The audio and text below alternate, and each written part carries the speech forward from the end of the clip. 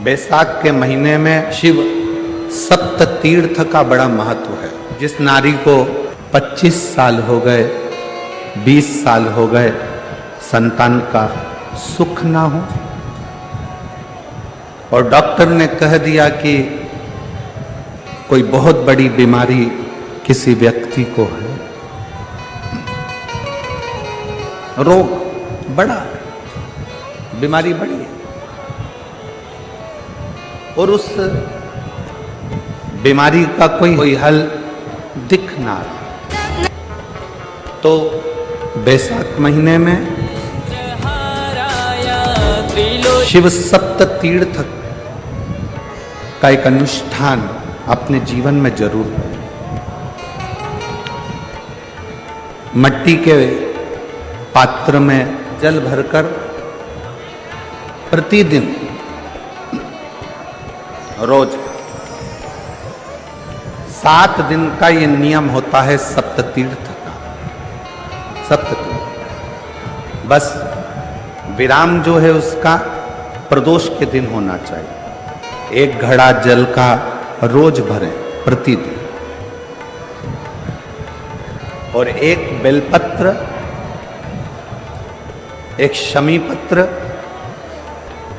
उस घड़े के नजदीक में कोई पात्र में अवश्य रखें।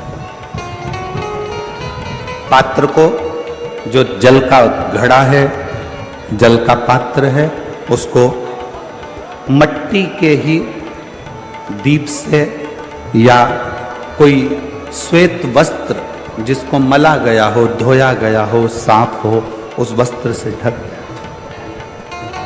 एक दिन एक शिवालय में जाएं, शमी पत्र अशोक सुंदरी वाली जगह पर समर्पित करें।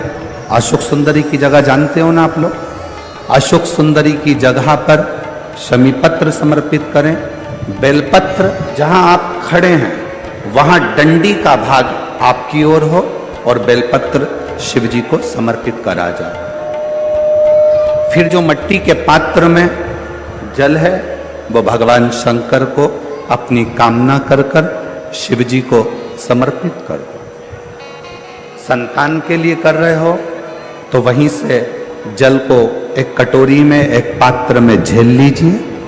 उस जल का आधा भाग नंदी के पास बैठकर आप ग्रहण कर लो, आधा भाग अपने पति को देना प्रारंभ कर दो।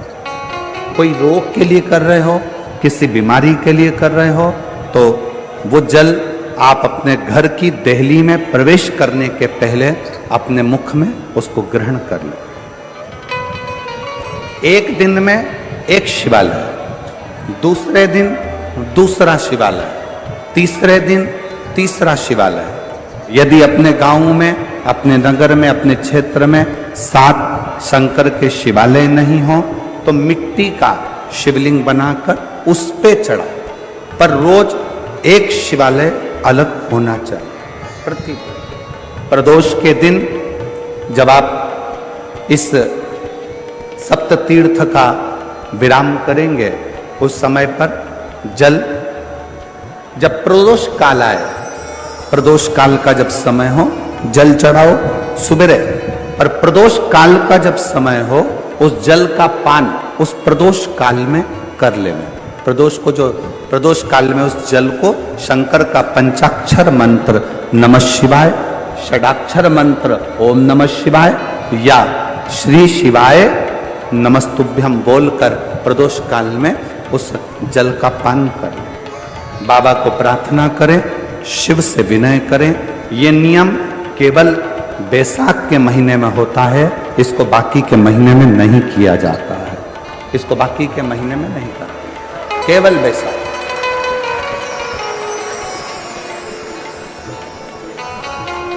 शिव सप्त तीर्थ का जो नियम है वो अपने जीवन में धारण करें। हम तो कहेंगे कि शरीर में कोई रोग नहीं भी है, संतान की प्राप्ति नहीं भी चाहिए, उच्च शिक्षा के लिए आप कर रहे हैं, अपने जीवन की खुशहाली के लिए कर रहे हैं, तो शिव का सप्त तीर्थ अनुष्ठान अवश्य करें, अवश्य। और अपने जीवन को सार्थक